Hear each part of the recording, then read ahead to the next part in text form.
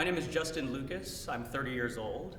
I live here in San Francisco, California, and I am a stand-up comedian slash entertainer. Just that was very serious. Oh, should That just was weird. See, that's serious. Excuse me. So, My name is Justin Lucas. Should I read it? If it's too serious. no. You're Okay. good, you're good. So just to talk, how long have you been doing comedy?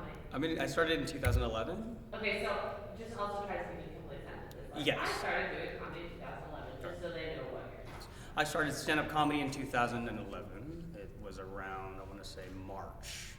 And what kind of drove you down this path? I got fired From my what? job. I used to be a registered nurse.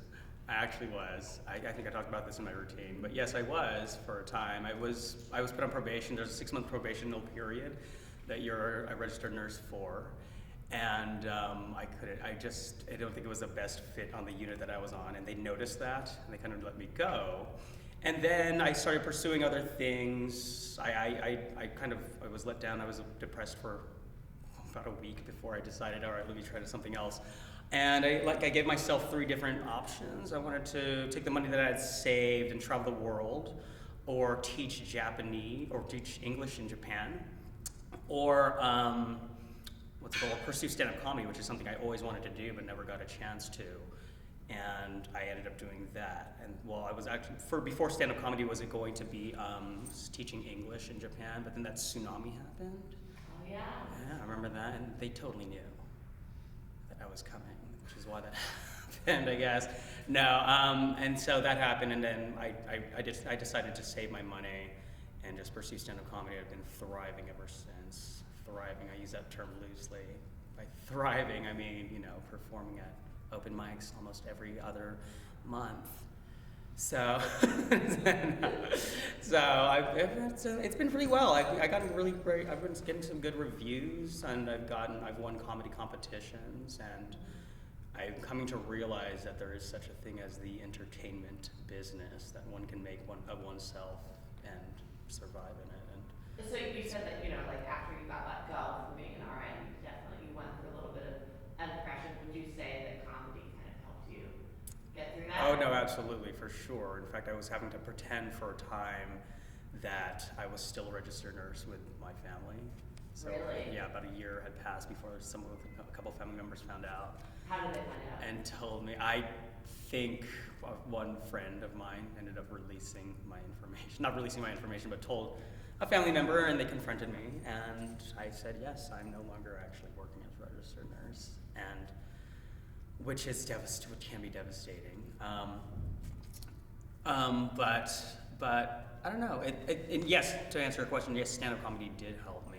I think in that, I wrote down that I ended up getting some family ridicule, so I kind of channeled that energy on stage and kind of use it as a therapy of mine to cope with that. I'm fine now, and actually, a lot of my family has seen me, so they're actually supporting me now. But at the time, they were like, it's probably better if you just died or something. Like, what are you doing? So your family has come out now and watched you do stand-up? They have, yeah. Are they offended by it, or? Yeah, I imitate my auntie, and she was like, "That's not how I sound." She was like, "I sound like this. What are you doing?" No, yeah, they're yeah. No, none of them were actually being offended by it, because I kind of mask their identities with friends, but it's really them. So, had they ended up finding out, then they probably would be offended, but they're fine with it, I think. And most of them don't even speak English anyway, so it doesn't There you matter. go. No, they all do. But they're fine with me, I think. And then from your days as an RN, do you use those stories as kind of inspiration? Oh no, absolutely. Yeah, there's a lot of stuff that happens in the medical field, I think, and I have some funny stories, even in nursing school too. I have some interesting stories on stage that I talk about what happened in nursing school, and some experiences that I had with my preceptor, which is a nurse that I follow, and some patients of mine. Not that I'm violating HIPAA or anything, but there are some funny stories that I talk about on stage, which may not be family appropriate, so I'm not going to say it today, but but I mean, yeah, it's just us today. yeah, okay, great.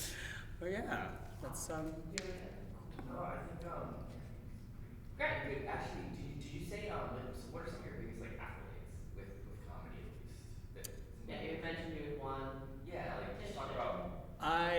think is the biggest things that you've done. Yeah, well, I became one of the semifinalists in, this is just within the first year and a half, I think, of having started stand-up comedy. I ended up becoming a semifinalist for San Francisco International Comedy Competition, one of the longest running ones in, I think, the nation. I think like Robin Williams, Ellen DeGeneres had done it, and all these other names as well. And so just to be a part of that was great. I think there was a comedy competition in Sacramento, California called The Mic is Hot, and I getting a $1,000 reward for that. The Bay Area Black Comedy Competition, that is also a big one, which like Chris Tucker participated in, Mike Epps was in, Jamie Foxx was in a long time ago. That still takes place. I ended up becoming a semifinalist both for that, and in the last time I had entered in that was 2 years ago, and I was second place in that. So Wow. like just one away from being first grand prize, and I'm not even black. I know you were listening. Right? Somehow.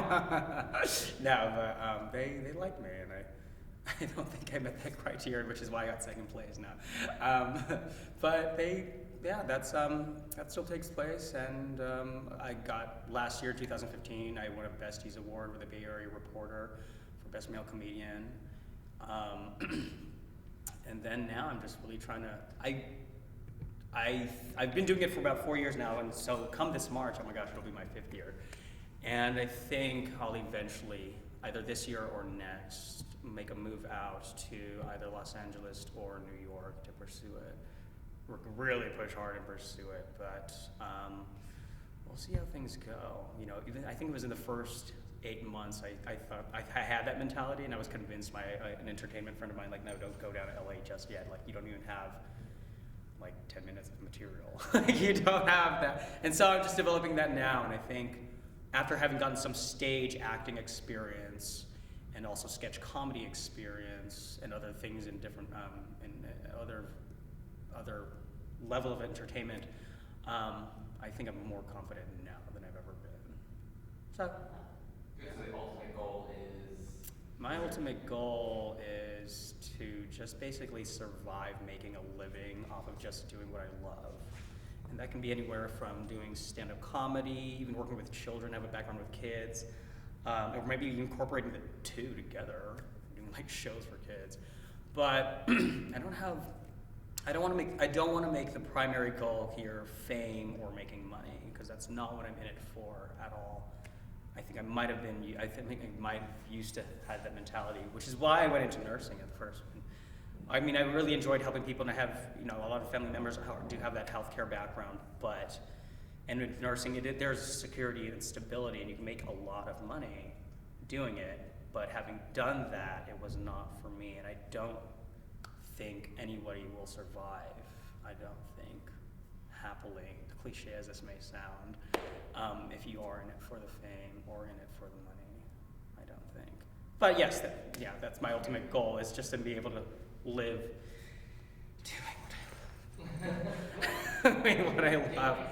Yeah, and hopefully maybe either taking this all around America or my talent all around America or even internationally, globally. Definitely. Awesome. Mhm. All right, that was great, Justin. Perfect. Great. Now we'll have you do your 9-second routine. Sure. My 90-second routine. So yeah, so Will you give me a 10, 15-second warning, or how does that work, just to make sure that I don't go over or anything? Yeah, I should do that for you. Okay. Hold on, let me set up a timer. and we know it's a little more awkward doing it without a crowd of people. Oh yeah, no, And totally. where it's just like No, for sure. That's it. It's like, For sure. If I do go over by like a couple seconds, will I be disqualified? Like, how does this work? Yeah, you're done. Oh, really? You're blacklisted. No way. Oh my Like, God. you're not called. That's like a major. No. You're. Again, ultimately, we will just show 9 seconds. Okay. It's not. Got it.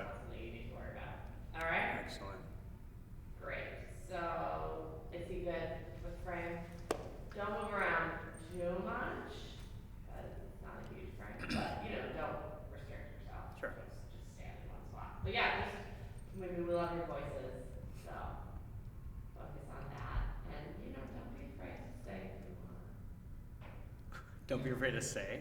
Just say. Oh, don't be afraid to sing. Mm-hmm. Or we I did think I'll be able to fit it in. Another say. Alright, I good. don't know, okay, sure. Are you ready? Mm-hmm. And yeah, I'll give you, you want me to give you 15 seconds? Sure. Yeah. I'll just go like, beep. That makes Or 10 seconds, that's better. Okay, I'll go. And tell me when I'm ready. Yeah. And like, can you just call out the time code? I'll write it down. My name is Justin Lucas. I am Filipino, and no, I'm not a nurse. Not anymore. I live in San Francisco with my grandfather. My grandfather is a typical middle-aged Asian man, 103.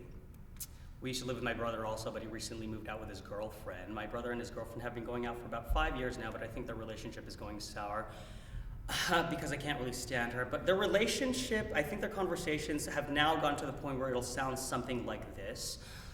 Honestly, I don't even think that you love me anymore. I really don't. Valentine's Day just passed, you didn't give me any chocolate gifts or anything. It's like the lights are home, but nobody's on. And even when we're making love and I feel your touch, it's not the same. And that's my brother talking. I worked at a Christian youth camp for a while. They hired me to lead games with these 5-year-old kids, but for every game that I led, I had to incorporate something biblical or religious. I didn't really know what I was doing, but one day I went in and said, All right, boys and girls, today we're going to play Elmo Says. Elmo says, touch your head. Good. Now Elmo says, touch your nose. Good. Now touch your shoulders. Uh-oh, Elmo didn't say. Now you must walk through the desert for 40 days, begging for forgiveness from your savior.